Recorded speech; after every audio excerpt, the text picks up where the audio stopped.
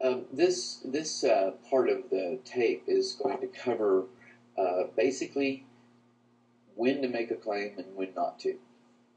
If you got hurt, you should report your injury, and don't be afraid to say what it is that was wrong, because they're gonna, if you make a claim, believe me, and if you say, "Well, I did it all," they're gonna try and shove that reported claim down your throat.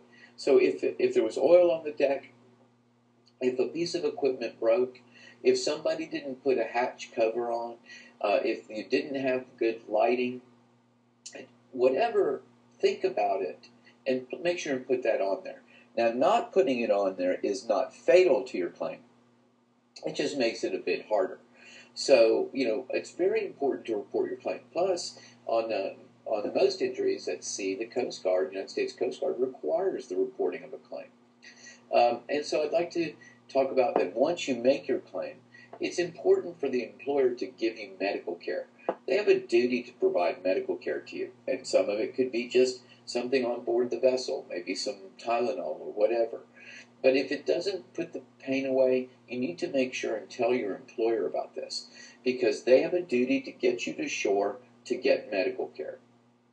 Now, I will tell you that the employers do not like you to make claims. I mean, let's face it, they don't like it. Their insurance companies don't like it. They don't like it.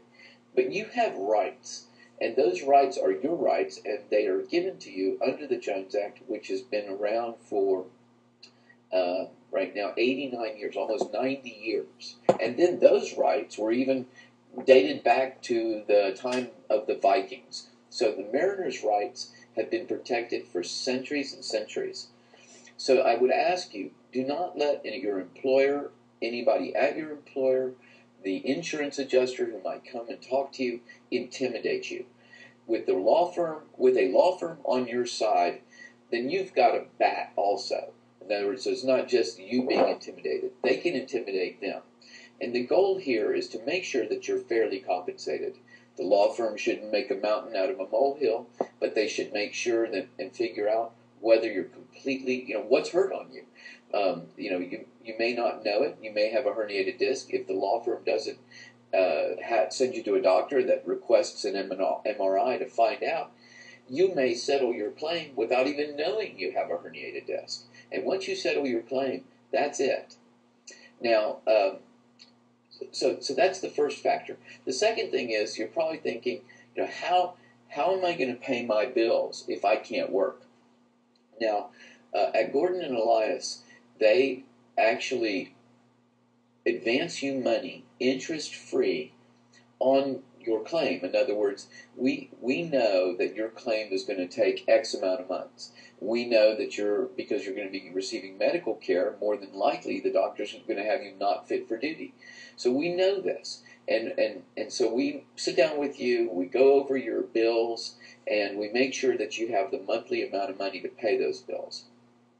Don't think, oh, by the way, there's no interest charged on that. And so we pay interest, we borrow the money, but we don't pass that interest on to you. And that is a huge thing, and I really would ask you to, if you're contemplating hiring a law firm, to check around to see if that law firm is willing to stand behind you and loan you or advance you money interest-free for your necessary bills. Finally, the process can take anywhere from about 3 months to about 18 months.